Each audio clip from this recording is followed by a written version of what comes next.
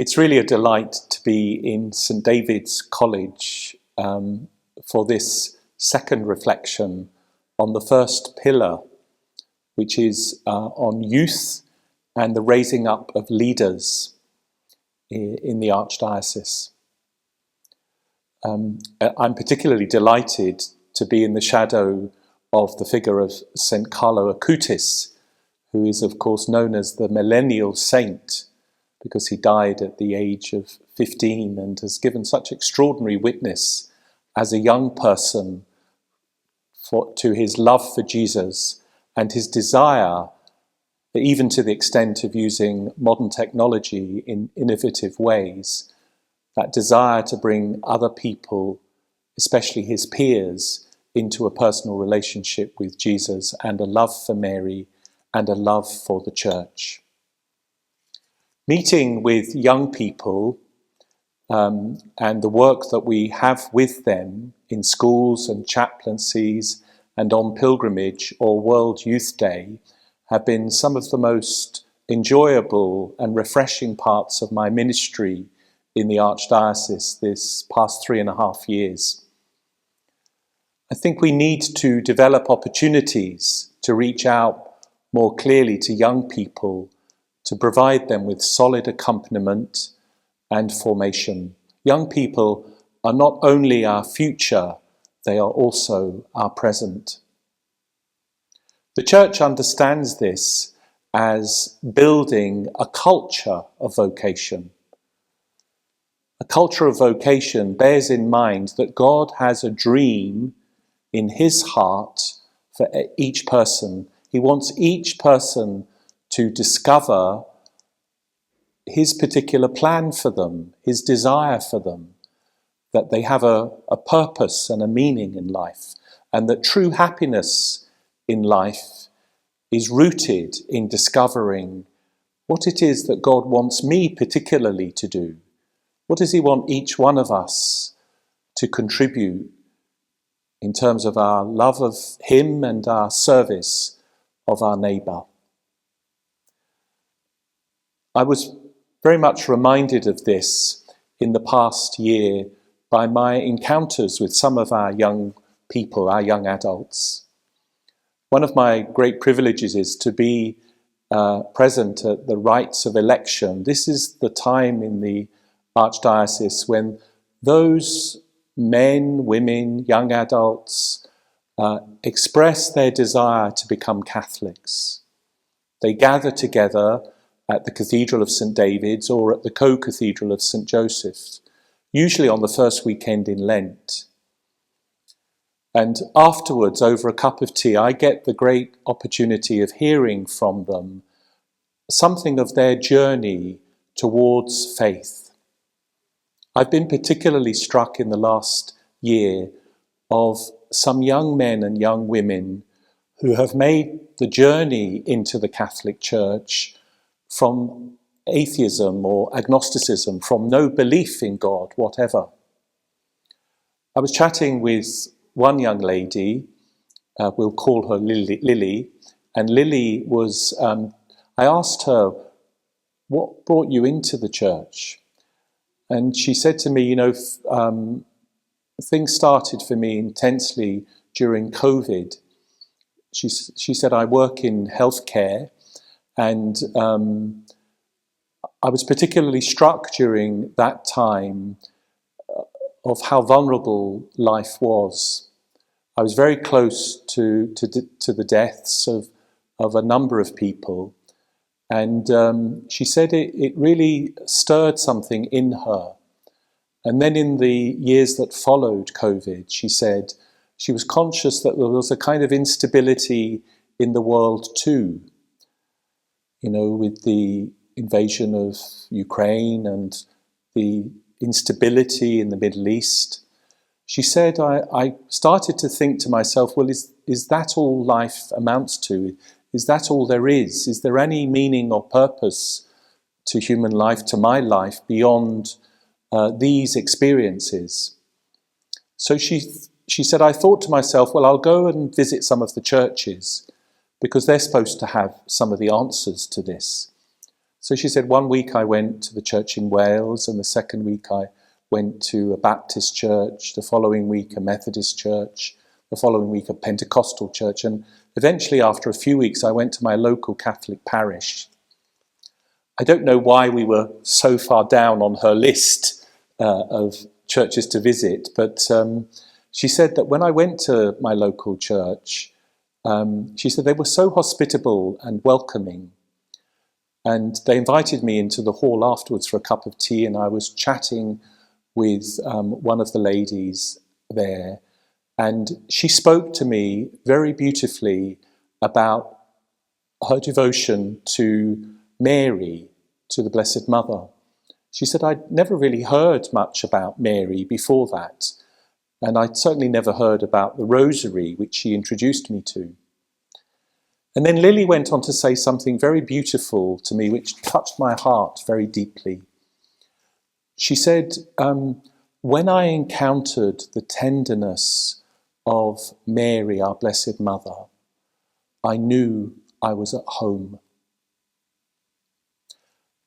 The second person, a young man, we'll call him Glyn, described a very similar journey in terms of his inquiry, in terms of looking for some meaning and purpose.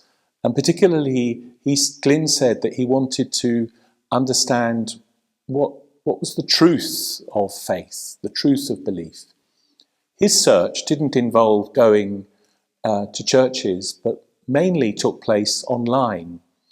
He visited various Catholic websites to try and understand what it was that the Catholic Church taught, and also other Christian and other faith websites. But he said he was attracted by the person of Jesus Christ, and he said that when he looked deeply at the Catholic Church, he recognized that although certain things had changed through the centuries, Glyn said, I felt that in the Catholic Church, I was experiencing and seeing most authentically a touchstone with the person of Jesus Christ. And I thought, if I want to really explore truth, that's where I need to go. And that's what set him off on his journey.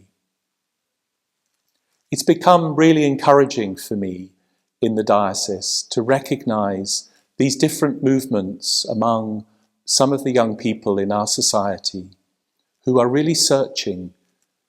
And the question to us is, what kind of accompaniment and assistance can we give that will help them in this search? It's been great to see the development of our Emmaus Youth Mission, working with both under 18s and over 18s in the Archdiocese, inviting young people across the Archdiocese into a personal relationship with Jesus Christ.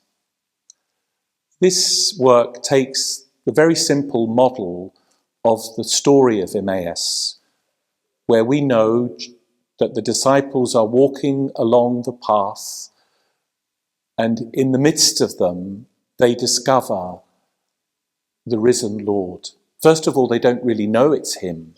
They don't recognize him, but he is nevertheless with them.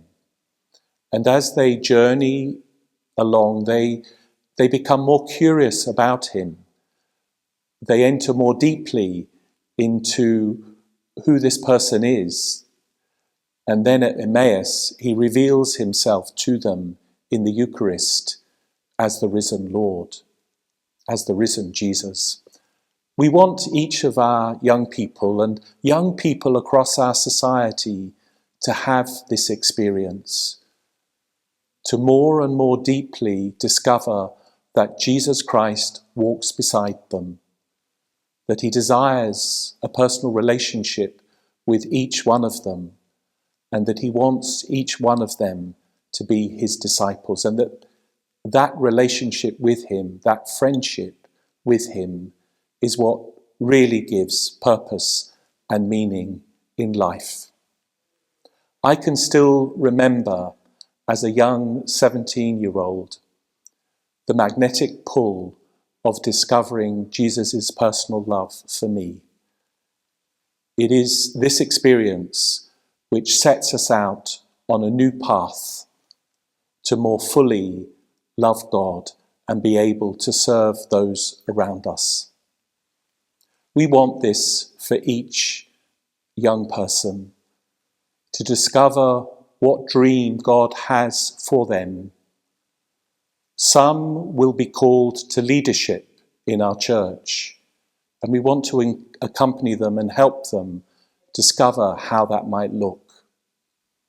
Or to discover a particular vocation, whether that's to married life, to the consecrated or religious life, or to the priesthood. Especially, we want to pray and encourage those men, young and not so young, who feel drawn to the diocesan priesthood. We know that we need the service of diocesan priests across the Archdiocese in order to assist all the baptized in discovering more deeply their particular vocations of encountering Jesus and following him. It is for this reason that I would like to share this prayer with you. It is the prayer of St. John Henry Newman. God has created me to do some definite service. He has committed some work to me which he has not committed to another. I have my mission. I may never know it in this life, but I shall be told it in the next. I am a link in a chain, a bond of connection between persons. He has not created me for naught. I shall do good. I shall do his work. I shall be an angel of peace, a preacher of truth in my own place, whilst not intending it if I do but keep his commandments.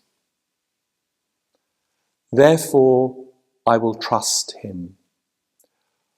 Whatever I am, I can never be thrown away.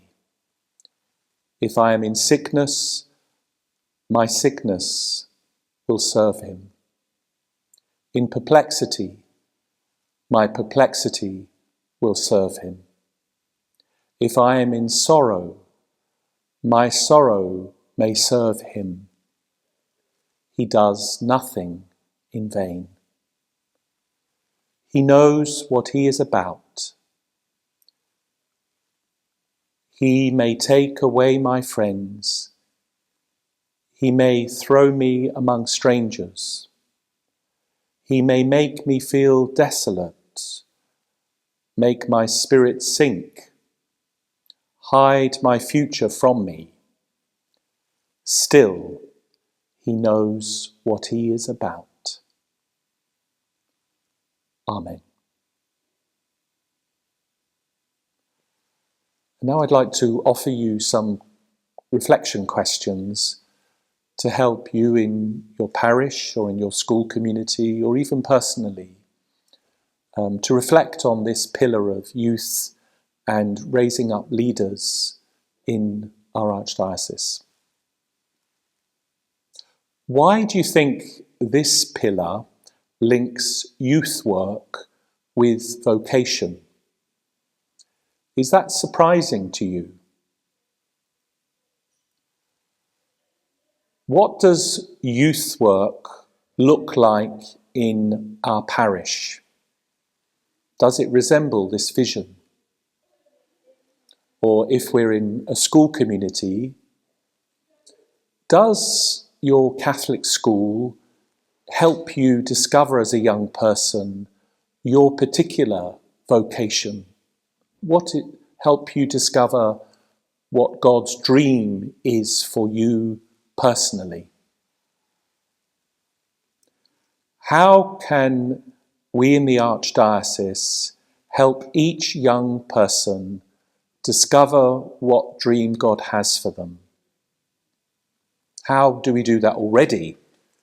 Or what do we need to do in order to make that a greater reality in our Archdiocese?